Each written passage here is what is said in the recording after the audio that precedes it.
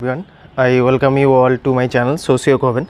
तो बहुत सारे स्टूडेंट्स मुझे पूछ रहे थे कि देखिए यूपीएससी के लिए सोशियोलॉजी को कैसे प्रिपेयर करें। ठीक है, तो एक्चुअली जो बात है, आप मुझे शायद बहुत सारा और भी इंस्टीट्यूशन में सोशियोलॉजी यूपीएससी सीएसई ऑप्शनल के लिए पढ़ाते हुए देखा होगा।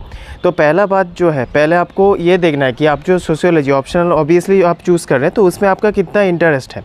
अगर आपको लगता है कि आप मान लीजिए ग्रेजुएशन में मास्टर्स में किए, उसके साथ आपका इंटरेस्ट भी है उसमें, तो ऑब्वियसली आप सोशियोलॉजी को लीजिए। तो पहले क्या करना है, कोई भी जब हम लोग एग्ज़ाम के लिए पढ़ते हैं उसका सिलेबस देखते हैं, तो सेम चीज़ हम लोग को यहाँ पर भी करना है। पहले हम लोग क्या करेंगे, वो जो सिलेबस है सोशियोलॉजी का, ठीक है, वो पहले आप लोग देख लेंगे। पेपर 1 पेपर 2 का सिलेबस पहले मुझे बहुत ही ध्यान से देखना है। फिर उसके बाद मैं नहीं बोल रहा हूँ कि आप आंसर मतलब राइटिंग प्रैक्टिस कीजिए। ठीक है, आपको क्या करना है, सिर्फ प्रीवियस ईयर जो क्वेश्चंस है, ठीक है, यूपीएससी में जो आया था सोशियोलॉजी में, वो सिर्फ क्वेश्चन एक बार देख लीजिए। ठीक है, आपको ये आइडिया लग जाएगा। मान लीजिए आप अगर एक बार देखेंगे, ठीक है, आप सिलेबस अच्छी तरह से देखने के बाद अगर वो प्रीवियस ईयर क्वेश्चंस देख रहे हैं तो उससे एक आइडिया लग जाएगा। देखो ये चैप्टर मुझे सबसे ज़्यादा मतलब पढ़ना है, बाकी चैप्टर्स को भी ऑब्वियसली पढ़ना है, यूपीएससी के लिए आपको सभी पढ़ना होगा, मगर आपको कम से कम एक तो पता चल जाएगा ना कि मुझे देखो ये टॉपिक में ज़्यादा जोर देना है।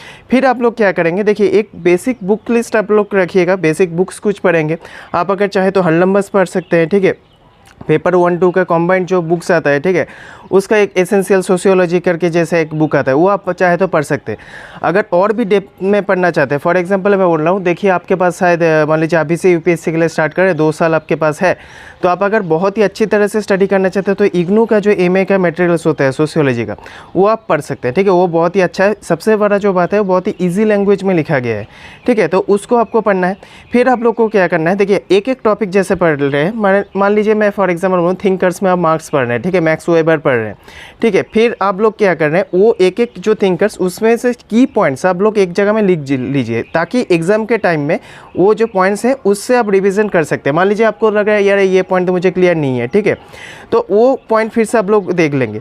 फिर आपको क्या करना है, हर ऐसे बुक से जो आप लोग पढ़ रहे हैं, ठीक है, की पॉइंट्स ऐसे पढ़ना है। उसके बाद जो मेन इंपॉर्टेंट टॉपिक्स है, देखिए सोशियोलॉजी एक मतलब अगर मैं डिफरेंट सब्जेक्ट से अगर कंपेयर करेंगे तो एक नया सब्जेक्ट है, तो आपको देखिएगा यूपीएससी में बहुत हेल्पफुल होगा। बाकी सब्जेक्ट से आप रिलेट कर पाएंगे, social issues related, women related जो इशूज़ देखते हैं, कास्ट, ठीक है, ये सब रिलेटेड जो इशूज़, वो भी आपका हो जाएगा। सोसाइटी का एक पार्ट होता है जीएस का, वो पूरा टॉपिक कंप्लीट हो जाएगा। तो आपको क्या करना है, करंट अफेयर से उसको रिलेट करना सीखना पड़ेगा। ये बहुत ही इंपॉर्टेंट है, कैसे आप करंट अफेयर से वो रिलेट कर पा रहे हैं। ठीक है, मान लीजिए आप कहीं पर अगर कोई ऐसा लॉ है, ठीक है, नया हम लोग लॉ बनाए, तो उससे जेंडर रिलेटेड कुछ इशू ऐसे वहाँ पर डिस्कस हो रहे हैं, रिलीजियस कॉन्फ्लिक्ट्स, वो आपको सोशियोलॉजी से रिलेट कर रहे हैं। तो जैसे आप रिलेट करके पढ़ेंगे उतना आपका सिलेबस अच्छी तरह से पढ़ाई होगा। Thank you.